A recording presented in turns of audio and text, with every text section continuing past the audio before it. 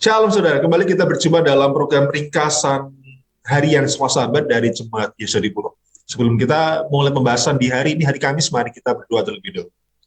Bapak di surga, terima kasih untuk penyertaan-Mu. Kami mohon tuntunan daripada Roh Kudus-Mu yang mengajar kami dan mengisapkan kami dalam mempelajari pelajaran Sahabat ini. Terima kasih dalam nama Tuhan Yesus kami berdoa. Amin.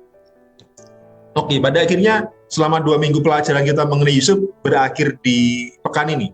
Dan ini hari Kamis, artinya besok hari Jumat adalah pelajaran terakhir mengenai Yusuf. Dan kita tahu kisah daripada Yusuf. Pelajaran pekan lalu sungguh luar biasa, mengingatkan kita sekalipun kita mengetahui kisah Yusuf ini selama bertahun-tahun menjadi sebuah cerita Alkitab yang populer. Bagaimana Yakub mengasihi dia, dan karena kasih yang ditunjukkan oleh Yakub, 10 abangnya atau 10 kakaknya menunjukkan kecemburuan, keirihatian, sehingga mereka berniat untuk membunuh Yusuf, tapi salah satu dari antara mereka mengatakan, jangan kita bunuh. Lebih baik kita biarkan dia hidup, kita masukkan ke sumur, dan orang lain lagi yaitu Yehuda mengatakan, mari kita jual Yusuf kepada seorang yang kaya yang adalah keturunan Ismail. Dan kita tahu kisahnya, dia dibawa ke Mesir, dijual kepada Potifar, dan oleh karena sebuah fitnah daripada istri Potifar, dia dijebloskan ke dalam penjara. Tapi pengalaman hidupnya pada akhirnya menuntun dia untuk bisa masuk ke istana Firaun ketika dia bisa menafsirkan mimpi daripada Firaun. Dan saat itu hidupnya berubah. Seorang budak, seorang tahanan di penjara dari sebuah kerajaan Mesir, kerajaan yang mendunia pada waktu itu, akhirnya dia menjadi seorang yang berkuasa. Dan ketika tiba masa kelaparan selama 7 tahun, tidak hanya di Mesir, tapi juga di kampung halamannya, di rumah bapaknya Yakub. Yakub mengutus ke-11 saudaranya untuk pergi ke Mesir mencari persediaan bahan makanan. Dan ketika Yusuf melihat mereka, pelajaran sahabat kita di awal pelajaran pekan ini, dikatakan di sana bahwa Yusuf tidak langsung menyatakan dirinya. Tetapi dalam pelajaran hari Kamis ini, kalau kita membaca dalam Kejadian 45 di ayat yang pertama, dikatakan demikian. Ketika itu Yusuf tidak dapat menahan hatinya lagi di depan semua orang yang berdiri di dekatnya. Lalu berserulah ia, suruhlah keluar semua orang dari sini. Maka tidak ada seorang pun yang tinggal di situ bersama-sama Yusuf ketika ia memperkenalkan dirinya kepada saudara-saudaranya.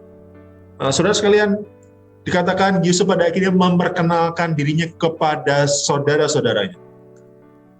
Istilah memperkenalkan diri kepada saudara-saudaranya ini juga sebuah frase atau istilah yang juga digunakan oleh Tuhan ketika menyatakan diri kepada hambanya. Coba kita baca di dalam Keluaran 6 di ayat yang kedua, dikatakan demikian dalam Keluaran 6 ayat yang kedua. Aku telah menamakan diri kepada Abraham, Ishak dan Yakub sebagai Allah yang Maha Kuasa, tetapi dengan nama Tuhan aku belum menyatakan diri. Ketika Tuhan berkata kepada Musa untuk menyatakan siapakah dirinya, Tuhan berkata, dahulu pun aku menyatakan diri, memperkenalkan diriku kepada Abraham, Ishak dan Yakub, nenek moyang daripada bangsa Israel. Dan menyatakan diri, Tuhan menyatakan diri ini istilah yang sinonim dengan pernyataan di Kejadian 45 ayat yang pertama tadi ketika dikatakan Yusuf memperkenalkan diri kepada saudara-saudaranya. Jadi saudara, yang mau dimaksudkan oleh penulis pelajaran sahabat kita adalah memang Yusuf yang menyatakan diri, memperkenalkan diri, membuka identitasnya kepada saudara-saudaranya. Tapi ini sebuah gambaran bahwa Tuhan sendiri sedang menyatakan diri kepada kakak atau keluarga daripada Yusuf ini. Saudara, bisa Anda bayangkan, mereka pergi ke Mesir untuk mencari sebuah bantuan makanan oleh karena bala kelaparan yang mendunia pada waktu itu. Dan ketika mereka tiba di Mesir, tiba-tiba pengharapan itu muncul, dan saat Yusuf menyatakan dirinya, sebenarnya adalah sebuah bentuk bagaimana Tuhan juga menyatakan dirinya. Dan ini bisa dipahami ketika kita membaca di ayat yang ke-7. Ini perkataan Yusuf kepada para saudaranya. Maka Allah telah menyuruh aku mendahului kamu untuk menjamin kelanjutan keturunanmu di bumi ini dan untuk memelihara hidupmu sehingga sebagian besar daripadamu tertolong. Saudara, pernyataan Yusuf mengatakan Allah telah menyuruh aku mendahului kamu. Saudara, kalau kita ingat kisah Yusuf, dia tiba di Mesir, mengalami berbagai macam hal yang tidak menyenangkan, dijual sebagai budak, lalu ditahan di penjara untuk kesalahan yang dia tidak lakukan. Mungkin saja kalau kita mengalami peristiwa ini, atau kita punya pengalaman yang tidak sama dengan yang dialami oleh Pak Yusuf, tapi sebuah pengalaman yang tidak menyenangkan, apakah pada akhirnya kita bisa mengatakan, oh ini adalah bagian daripada rencana Tuhan? Ketika Yusuf mengatakan, Allah telah menyuruh aku mendalui kamu, seolah dia mau mengatakan, memang rencana Tuhanlah, aku tiba di Mesir, meskipun harus menjadi budak, meskipun harus menjadi tahanan, adalah untuk menjamin kelangsungan hidup kita bersama, keluarga besar kita. Saudara, luar biasa, Yusuf pada akhirnya mengatakan itu.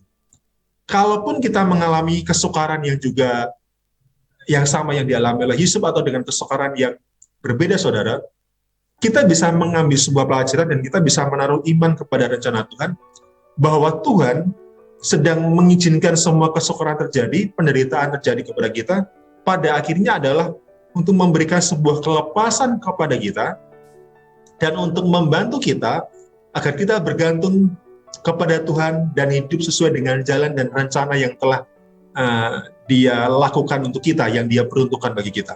Saudara, sebagaimana Yusuf berkata rencana Tuhan, bagaimana jalan-jalan Tuhan adalah untuk menjamin hidup kita, kita bisa mengklaim juga bahwa apapun yang Tuhan rencanakan bagi kita, bahkan ketika kita diizinkan mengalami kesukaran, adalah cara Tuhan untuk memelihara hidup kita. Bukan hanya hidup di masa ini, tapi juga hidup di masa yang akan datang. Jadi kita lihat di sini, ketika Tuhan menyatakan dirinya di tengah kesukaran yang kita hadapi, kita bisa jamin bahwa Tuhan sedang melakukan sesuatu untuk menjamin kehidupan kita, untuk memelihara kehidupan kita, meskipun kita mengalami kesukaran seperti pengalaman yang dialami oleh Yusuf. Oke, lalu pelajaran kedua dari kisah ini adalah ketika Yusuf pada akhirnya mengampuni saudara-saudaranya. Dari 11 saudaranya ini, ada 10 ya, yang kecuali Benyamin, ada 10 orang yang pada waktu itu berniat jahat kepada Yusuf. Sebagian besar dari antara mereka ingin membunuh Yusuf, tapi kemudian Ruben mengatakan jangan kita bunuh, kita masuk ke dalam sumur. Ketika Ruben ingin pergi ke kota, mereka kembali ingin membunuh Yusuf, tapi Yehuda muncul dan berkata, jangan kita bunuh dia, kita jual saja sebagai budak.